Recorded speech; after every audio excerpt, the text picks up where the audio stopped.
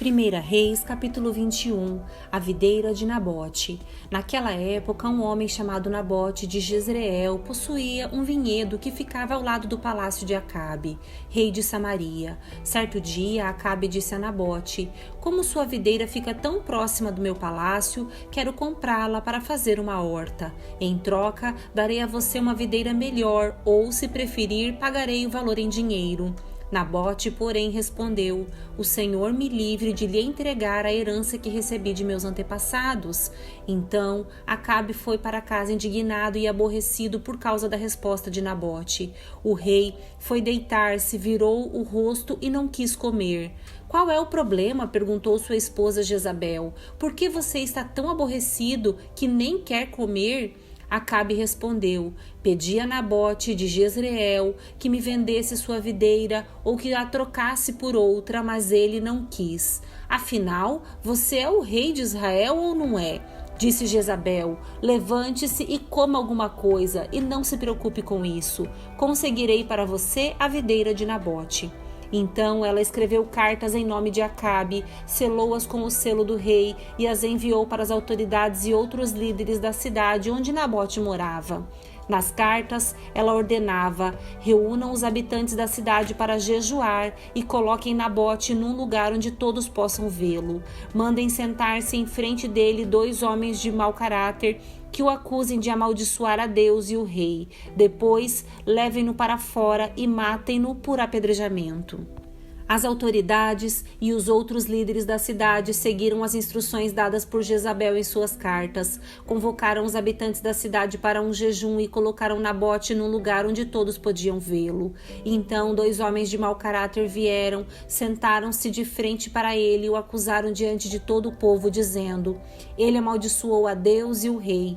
Em seguida foi arrastado para fora da cidade e morto por apedrejamento.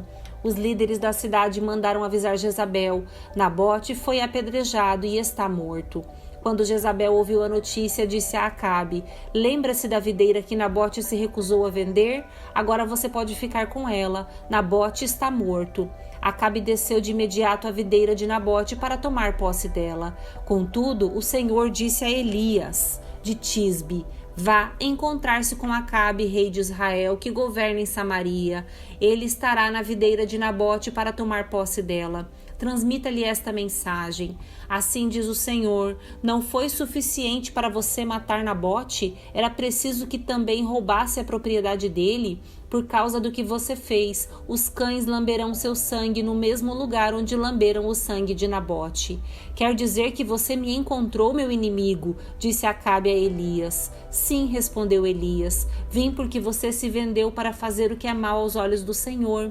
Agora o Senhor diz: trarei desgraças sobre você e o exterminarei, e destruirei todos os seus descendentes do sexo masculino em Israel, tanto escravos como livres. Acabarei com sua família como fiz com a família de Jeroboão, filho de Nebate, e com a família de Baasa, filho de Aias, pois você provocou minha ira e levou Israel a pecar." E quanto a Jezabel, o Senhor diz: "Cães devorarão o corpo de Jezabel no campo em Jezreel.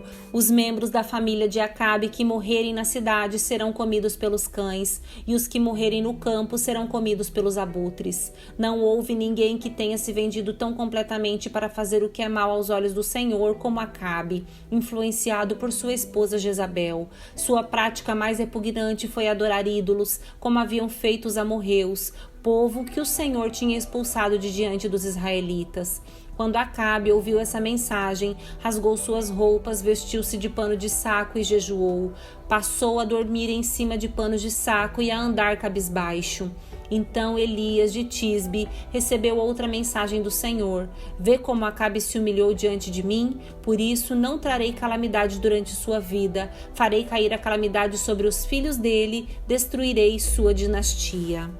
1 Reis, capítulo 22. Josafá e Acabe. Durante 3 anos não houve guerra entre a Síria e Israel. No 3º ano, porém, Josafá, rei de Judá, foi visitar o rei de Israel. Durante a visita, o rei de Israel disse a seus oficiais: "Não sabem que a cidade de Ramote Gileade nos pertence? E, no entanto, não fizemos coisa alguma para retomá-la do rei da Síria. Então se voltou para Josafá e perguntou: Você se juntará a mim na batalha para reconquistar Ramote de Gileade? Josafá respondeu ao rei de Israel: Claro que sim, você e eu somos como um só. Meus soldados são seus soldados e meus cavalos são seus cavalos. E acrescentou: Antes, porém, consulte o Senhor. Então o rei de Israel convocou os profetas, cerca de 400 no total, e lhes perguntou: Devo ir à guerra contra Ramote de Gileade ou não? Todos eles responderam: Sim, deve. O Senhor entregará o inimigo nas mãos do rei. Josafá, porém, perguntou: Acaso não há aqui um profeta do Senhor? Devemos consultá-lo também? O rei de Israel respondeu a Josafá: Há mais um homem que pode consultar o Senhor para nós, mas eu o odeio, pois nunca profetiza nada de bom a meu respeito, só coisas ruins. Chama-se Micaías, filho de Imlá. O rei não devia falar assim, respondeu Josafá. Então o rei de Israel chamou um de seus oficiais e disse: Traga Micaías, filho de Imlá, rápido. Micaías profetiza contra Acabe, vestidos com seus trajes reais. O rei de Israel e Josafá, rei de Judá, estavam sentados cada um em seu trono na eira, junto à porta de Samaria. Todos os profetas estavam profetizando diante deles. Um dos profetas, Edequias, filho de Quenaaná, fez chifres de ferro e declarou: Assim diz o Senhor, com estes chifres o rei ferirá os sírios até a morte. Todos os outros profetas concordaram, dizendo: Sim, suba a Ramote Gileade e seja vitorioso, pois o Senhor a entregará nas mãos do rei. Enquanto isso, o mensageiro que foi buscar Micaías lhe disse: Veja, todos os profetas prometem vitória para o rei. Concorde com eles e também prometa sucesso. Micaías, porém, respondeu: Tão certo como vive o Senhor, direi apenas o que o Senhor ordenar.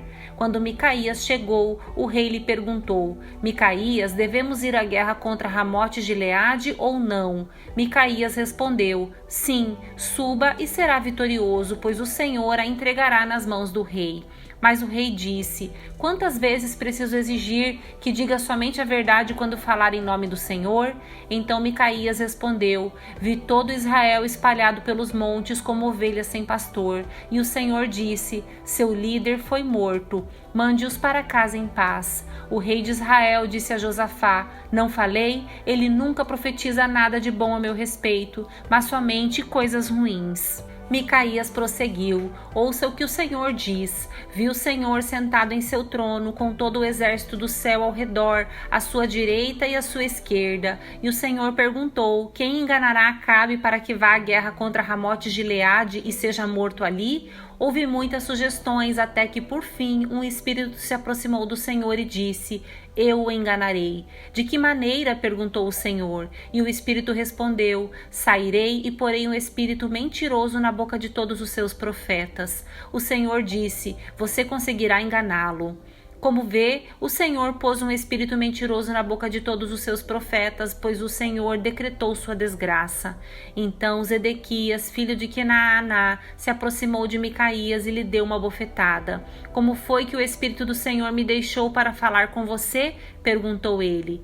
Micaías respondeu: Você descobrirá em breve, quando tentar se esconder em algum quarto secreto. Então o rei de Israel ordenou: Prendam Micaías e levem-no de volta a Amon, governador da cidade, e a meu filho Joás, com a seguinte ordem: Ponham este homem na prisão e deem-lhe apenas pão e água até que eu volte da batalha em segurança.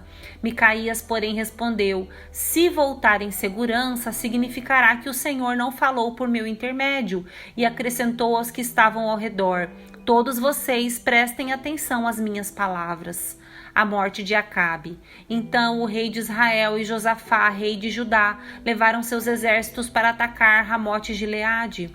O rei de Israel disse a Josafá: Quando entrarmos no combate, usarei um disfarce para que ninguém me reconheça. Mas você vestirá seus trajes reais. O rei de Israel se disfarçou e os dois foram à batalha. Enquanto isso, o rei da Síria tinha dado as seguintes ordens aos 32 comandantes dos carros de guerra: Ataquem somente o rei de Israel. Não lutem contra ninguém mais. Quando os comandantes dos carros de guerra sírios viram Josafá em seus trajes reais, foram atrás dele. É o rei de Israel, disseram. Contudo, quando Josafá gritou, os comandantes dos carros perceberam que não era o rei de Israel e pararam de persegui-lo. Então, um soldado sírio disparou uma flecha ao acaso e acertou o rei de Israel, entre as juntas da sua armadura. "Dê a volta e tire-me daqui", exclamou Acabe para o condutor de seu carro. "Estou gravemente ferido." A batalha, cada vez mais violenta, prosseguiu durante todo o dia e o rei permaneceu em pé, apoiado em seu carro de frente para os sírios. O sangue de seu ferimento escorria para o piso do carro e ao entardecer ele morreu. Quando o sol se punha, um clamor se espalhou entre seus soldados: "Estamos perdidos, voltem para suas casas." Assim o rei morreu e seu corpo foi levado para Samaria e sepultado ali. Seu carro de guerra foi lavado junto ao tanque de Samaria e os cães vieram e lamberam seu sangue no lugar onde as prostitutas se banhavam, exatamente como o Senhor havia prometido. Os demais acontecimentos do reinado de Acabe e tudo o que ele fez, incluindo o palácio de marfim e as cidades que construiu, estão escritos no livro da história dos reis de Israel. Acabe morreu e se reuniu a seus antepassados, e seu filho, Acasias, foi seu sucessor. O reinado de Josafá em Judá. Josafá, filho de Asa, começou a reinar em Judá no 4º ano do reinado de Acabe, rei de Israel. Josafá tinha 35 anos quando começou a reinar e reinou em Jerusalém por 25 anos. Sua mãe se chamava Azuba e era filha de Sili. Josafá foi um bom rei que seguiu o exemplo de seu pai Asa e fez o que era certo aos olhos do Senhor. Contudo, não removeu todos os santuários idólatras e o povo continuou a oferecer sacrifícios e queimar incensos neles. Josafá manteve paz com o rei de Israel. Os demais acontecimentos do reinado de Josafá, a extensão de seu poder e suas guerras estão registrados no livro da história dos reis de Judá. Ele expulsou da terra os prostitutos cultuais dos santuários idólatras que restaram do tempo de seu pai, Asa. Naquela época não havia rei em Edom, mas apenas um governador. Josafá construiu uma frota de navios mercantes para buscar ouro em Ofir. As embarcações, porém, nunca chegaram a navegar, pois naufragaram no porto de Ezion-Geber. Certa vez, Acasias, filho de Acabe, propôs a Josafá: "Deixe que meus homens naveguem com os seus." Mas Josafá não aceitou a proposta. Quando Josafá morreu, foi sepultado com seus antepassados na cidade de Davi. Seu filho Jeorão foi seu sucessor. O reinado de Acasias em Israel. Acasias, filho de Acabe, começou a reinar em Israel no 17º ano do reinado de Josafá em Judá. Reinou em Samaria por 2 anos. Contudo, fez o que era mal aos olhos do Senhor, pois seguiu o exemplo de seu pai e sua mãe e o exemplo de Jeroboão, filho de Nebate, que levou Israel a pecar. Serviu a Baal e o adorou, provocando a ira do Senhor, Deus de Israel, como seu pai havia feito.